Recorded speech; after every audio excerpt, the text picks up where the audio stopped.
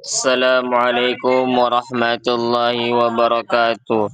Alhamdulillahirabbil alamin. Wassalatu wassalamu ala asyrafil anbiya'i wal mursalin wa ala alihi wa ashabihi ajmain.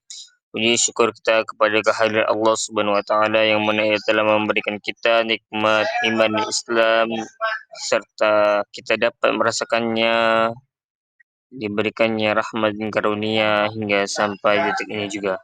Salat berangkaikan salam marilah kita hadiahkan kepada Nabi besar kita Nabi Muhammad sallallahu alaihi wasallam. Allahumma shalli wa sallim wa barik alaihi. Semoga kita yang bersolat kepadanya diberikan syafaat yaumil mahsyar kelak. Amin amin ya rabbal alamin. Yang saya hormati Bapak dosen pengampu mata kuliah Al-Hadis, yang saya sayangi teman-teman seperjuangan saya. Di sini saya akan menyampaikan presentasi saya yang berjudul tentang merangkul anak kecil dalam Islam.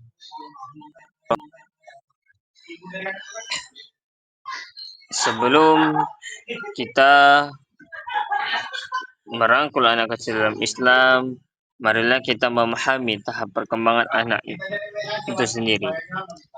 Yang pertama ada balita. Balita ini berusia 0 sampai 5 tahun. Tahap eksplorasi, belajar melalui bermain, kebutuhan kasih sayang dan rasa aman. Yang kedua ada tahap anak-anak, usia 6 sampai 12 tahun. Tahap pembelajaran kognitif, sosial dan moral, mulai memahami konsep agama. Dan yang terakhir ada tahap remaja, usia 13 sampai 18 tahun. Tahap pencarian jati diri, kemandirian dan pembentukan nilai penting membangun komunikasi terbuka.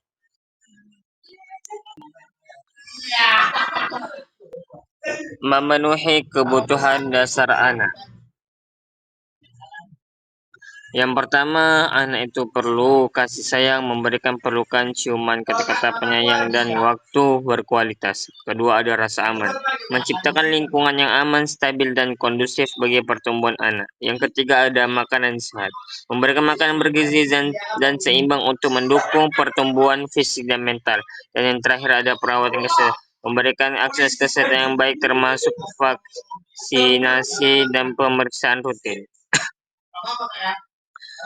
Yang ketiga, menanamkan nilai-nilai keimanan.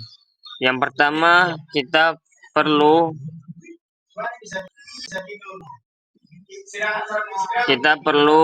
menanamkan yang utama itu membaca Al-Quran. Mengajarkan anak untuk mendengarkan dan memahami ayat-ayat suci Al-Quran. Yang kedua itu sholat. Mengenalkan anak pada sholat dan mengajarkannya untuk menunaikan sholat.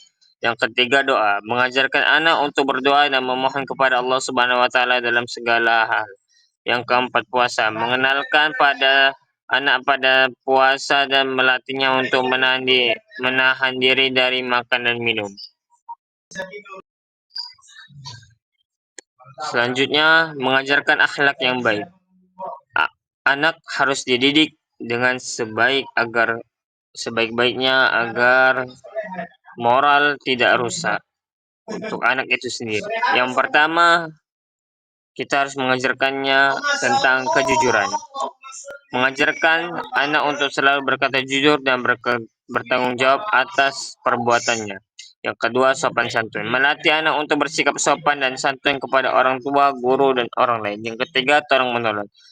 Mendorong anak untuk membantu orang lain dan menunjukkan empati kepada mereka yang membutuhkan. Yang terakhir, sabar. Mengajar anak untuk bersabar dalam menghadapi cobaan dan selalu optimis dalam menjalani hidup.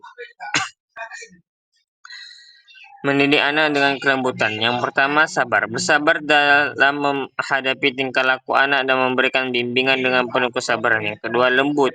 Berbicara dengan lembut dan penuh kasih sayang. Menghindari kata-kata kasar dan ancaman.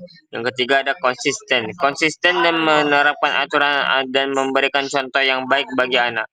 Yang terakhir motivasi. Memberikan motivasi dan pujian kepada anak untuk membangun rasa percaya diri dan semangat belajar. Melibatkan anak dalam aktivitas keagamaan. Yang pertama, pergi ke masjid. Anak harus sering-sering membawa anak ke masjid untuk sholat berjamaah dan mengikuti kegiatan keagamaan. Yang kedua, mengaji. Mendaftarkan anak ke kelas mengaji untuk mempelajari Al-Quran dan tajwid. Yang ketiga, beramal. Mengajarkan anak untuk beramal dan membantu orang lain yang membutuhkan. Yang keempat, liburan Islami. Membawa anak berlibur ke tempat-tempat bersejarah Islam dan mempelajari nilai-nilai Islam.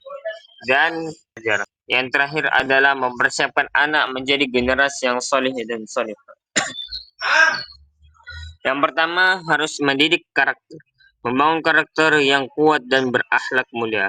Yang kedua, ada ilmu. Mendorong anak untuk menuntut ilmu agama dan pengetahuan umum. Yang ketiga, ibadah. Melatih anak untuk mencintai dan menjalankan ibadah dengan khusyuk. Yang keempat, kemandirian. Membangun kemandirian anak dalam berpikir, bertindak, dan bertanggung jawab. Yang kelima, ada sumbangsi. Mendorong anak untuk berkontribusi positif bagi masyarakat. Sekian presentasi saya.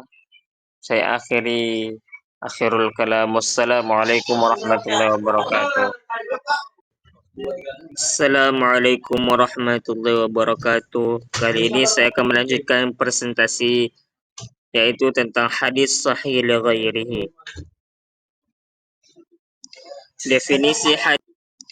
Definisi hadis sahih li ghairi. Hadis sahih li ghairi adalah hadis yang diriwayatkan oleh seorang perawi yang bukan sahabat Nabi Muhammad sallallahu alaihi wasallam. Perawi tersebut biasanya adalah tabi'in, yaitu orang-orang yang hidup setelah masa sahabat Nabi. Hadis sahih li ghairihi memiliki sanad yang kuat dan memenuhi syarat-syarat kesahihan sehingga dapat diterima sebagai sumber hukum Islam. Kriteria hadis sahih li ghairi. Berikut adalah beberapa kriteria hadis sahih li ghairi.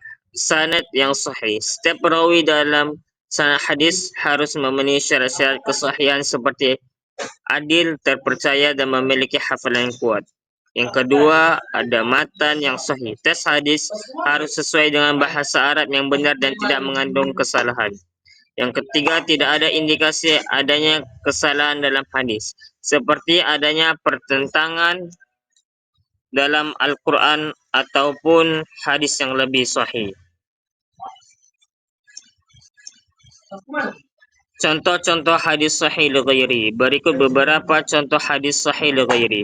Hadis tentang keutamaan membaca Al-Quran yang diriwayatkan oleh Anas bin Malik, seorang tabi'in dari Nabi Muhammad sallallahu alaihi wasallam. Yang kedua, hadis tentang pentingnya menjaga silaturahmi yang diriwayatkan oleh Abdullah bin Umar, seorang tabi'in dari Nabi Muhammad sallallahu alaihi wasallam. Yang ketiga, ada hadis tentang larangan buruh secara berlebihan yang diriwayatkan oleh Sa'id bin Jubair, seorang tabi'in dari Nabi Muhammad sallallahu alaihi wasallam. Manfaat memahami hadis sahih li ghairihi. Memahami hadis sahih li ghairi memiliki banyak manfaat, antara lain yang pertama, menambah pengetahuan tentang ajaran Islam. Yang kedua, membantu dalam memahami dan mengamalkan sunnah Nabi Muhammad SAW. Yang ketiga, menjadi pedoman dalam kehidupan sehari-hari. Yang keempat, meningkatkan keimanan dan ketakwaan kepada Allah Subhanahu wa taala. Yang kelima, memperkuat tali persaudaraan sesama muslim. Tantangan dalam memahami hadis sahih li ghairi. Ada beberapa tantangan dalam memahami hadis sahih li ghairi, yaitu yang pertama, memastikan kesahihan hadis. Perlu kehati-hatian dalam meneliti sanad dan matan hadis untuk memastikan kesahihannya. Yang kedua, memahami makna hadis. Makna hadis bisa jadi bersifat kontekstual dan membutuhkan pemahaman yang mendalam. Yang ketiga, membedakan hadis yang sahih dan hadis yang dhaif. Terkadang sulit membedakan hadis yang sahih dengan hadis yang lemah. Yang keempat, menerapkan hadis dalam konteks zaman sekarang. Terkadang hadis perlu diinterpretasikan ulang agar sesuai dengan konteks zaman sekarang. Penerapan hadis sahih li ghairi dalam kehidupan sehari-hari. Hadis sahih li ghairi dapat diterapkan dalam berbagai aspek kehidupan sehari-hari, seperti Pertama, menjaga sholat dan ibadah lainnya, menjalankan kewajiban sosial seperti bersedekah dan membantu orang lain, membina hubungan baik dengan keluarga dan masyarakat, menghindari perbuatan maksiat dan dosa, menjadi pribadi yang berakhlak mulia. Kesimpulan dan saran. Hadis sahih li ghairi merupakan sumber hukum Islam yang penting dan dapat dijadikan pedoman dalam kehidupan sehari-hari. Agar dapat memahami dan mengamalkan hadis sahih li ghairi dengan benar, diperlukan kehati-hatian dalam meneliti sanad dan matan hadis, serta memahami konteks zaman dan tempatnya. Saran untuk memahami hadis sahih li ghairi dengan baik. Yang pertama, belajar dari para ulama ahli dalam bidang hadis. Yang kedua, mencari referensi dari buku-buku hadis yang terpercaya. Yang ketiga, memperbanyak membaca dan memahami hadis. Yang keempat, menerapkan hadis dalam kehidupan sehari-hari. Sekian presentasi saya. Jika ada kesalahan, saya mohon maaf. Wassalamualaikum warahmatullahi wabarakatuh. Assalamualaikum warahmatullahi wabarakatuh.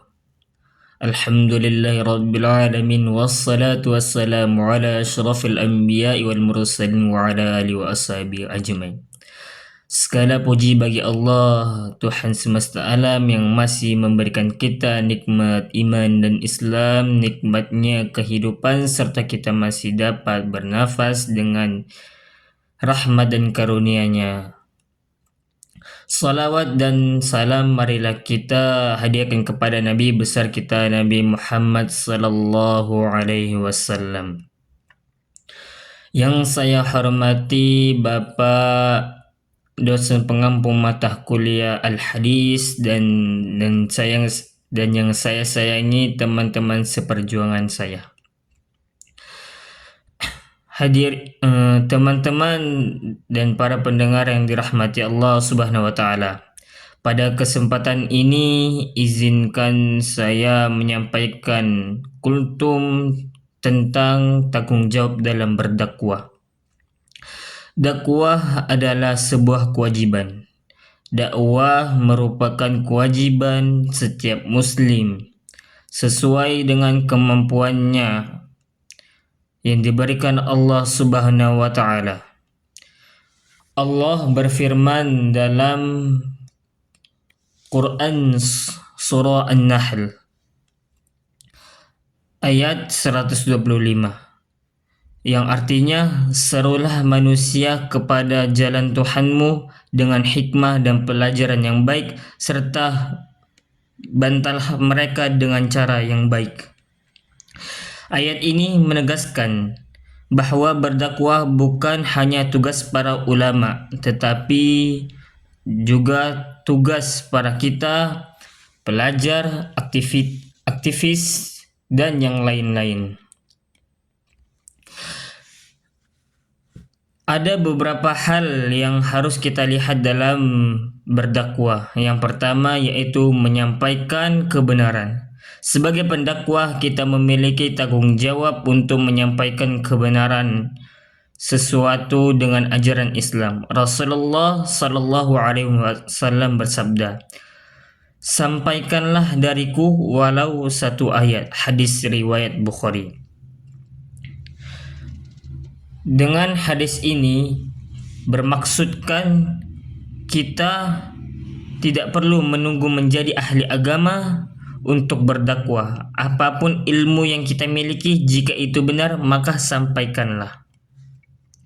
Dan yang kedua adalah memberikan teladan yang baik. Dalam berdakwah, sesuatu yang paling efektif adalah melalui kita sebagai pencontoh keteladanan seperti yang dicontohkan oleh Rasulullah SAW adalah contoh terbaik dalam berdakwah. Akhlak beliau yang mulia merupakan salah satu yang patut kita contoh. Kita harus berperilaku agar sesuai dengan ajaran yang dilakukan oleh Rasulullah SAW. Yang ketiga adalah bersabar dalam menghadapi ujian.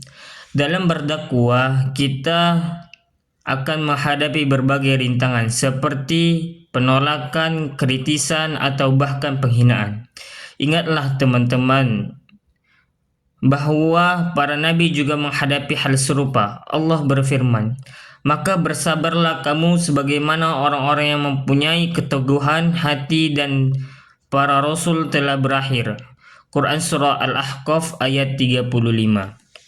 Ini merupakan bahwa tantangan dalam berdakwah itu bukanlah mudah. Ini memicu kita untuk semakin bersemangat dalam berdakwah. Para teman-teman yang hadirin yang dimuliakan Allah Subhanahu wa taala, tanggung jawab dalam berdakwah bukan sekedar menyampaikan ilmu, tetapi juga menjaga niat kita agar ikhlas karena Allah Ta'ala. Jangan mencari pujian ataupun popularitas. Jika niat kita lurus, maka insya Allah dakwah kita akan membawa manfaat. Semoga yang saya berikan ini dapat menjadi nasihat bagi saya dan para pendengar. Sekian, wassalamualaikum warahmatullahi wabarakatuh.